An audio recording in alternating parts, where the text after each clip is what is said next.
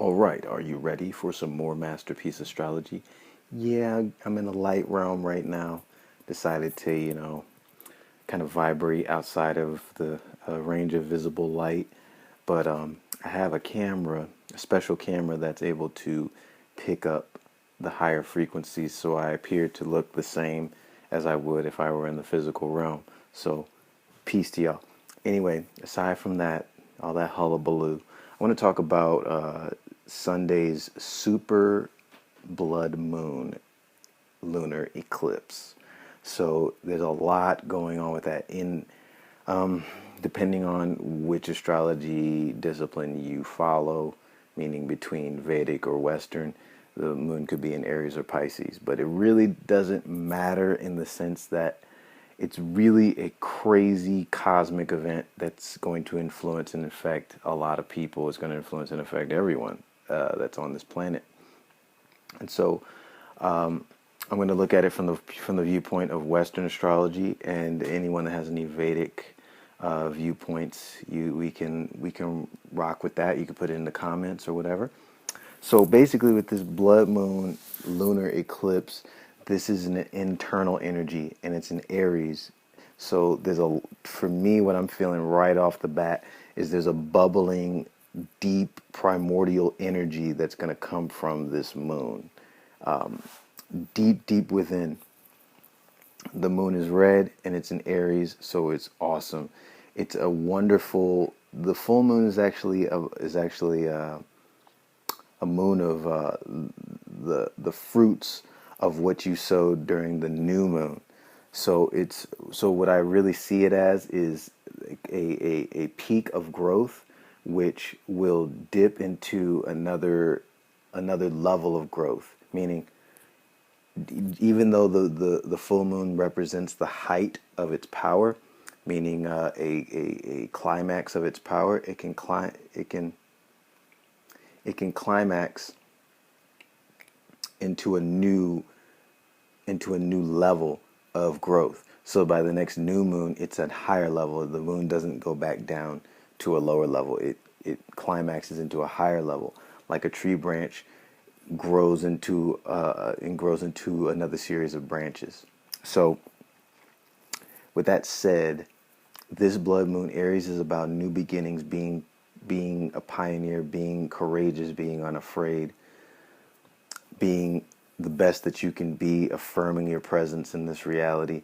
The blood moon is red, so it's reinforcing the idea of Aries, which is ruled by the color red, or Mars is ruled by the color red. This moon, in Aries is also going to affect a lot of people with Scorpio. Mars is in Virgo, so it's going to activate the intelligence, the physical intelligence of discernment. That's really you're going to be making decisions on categorizing things, meaning making sure everything is in their place in your life. It's also going to be opposing the sun, and there's a Mercury retrograde, so there's a lot going on. It's also the last blood moon of a tetrad, which means 4 blood moons in 2 years.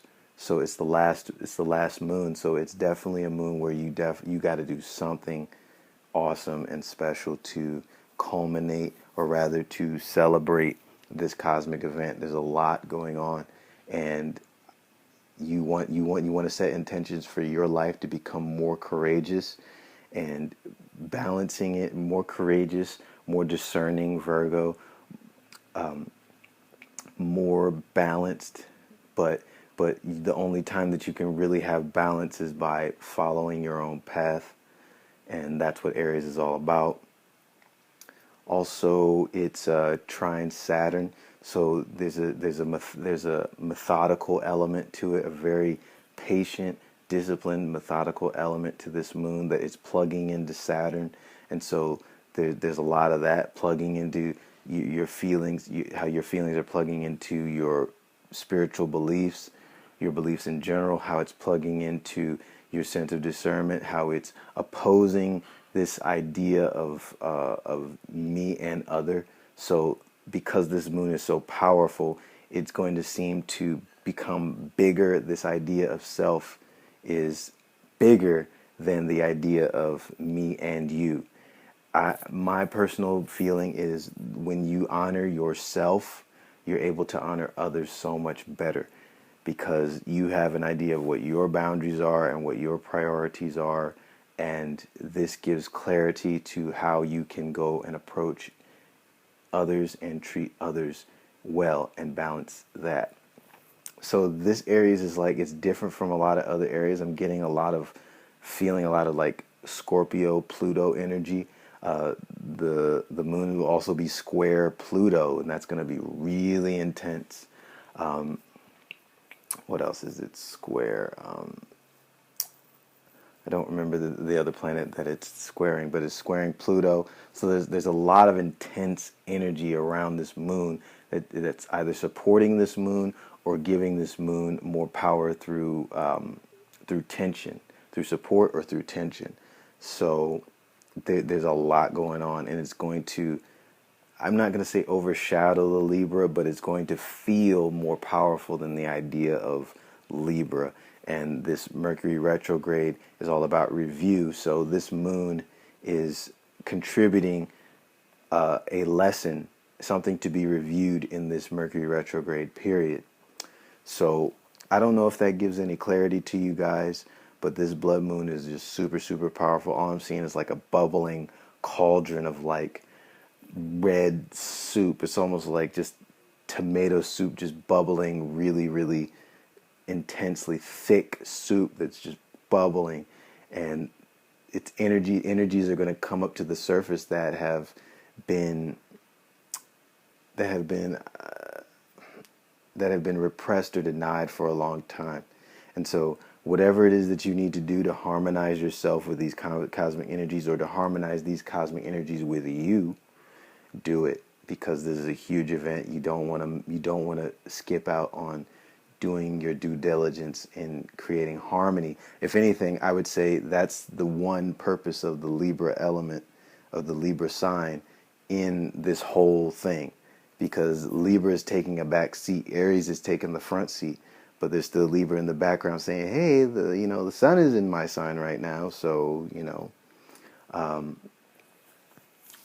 so again, if you're into Vedic astrology, however else you want to interpret it, but the key element is that this blood moon, regardless of whatever sign you think it may be in, or that you subscribe to it being in, is a super powerful event.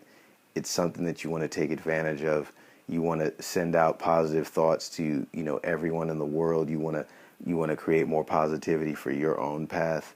And that's just highly, highly important, using the energy to catapult yourself into higher and higher realms and higher vibrations of prosperity, peace, love, blessings, whatever it is that you desire in life that reminds you of your own inner bliss and joy. You want to get it popping with that. So anyway, this is your boy, Gold D. Hit me up at golddiamondastrology@gmail.com, or if I put this up on Facebook, reply to this, like it, share it. This is something that's going to be really, really important, and I may be sharing some extra insights about this blood moon if anything comes to me. But if I don't, this is what it is.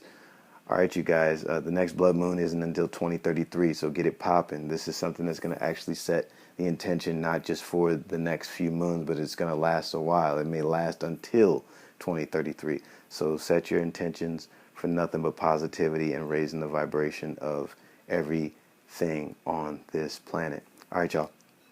Peace out.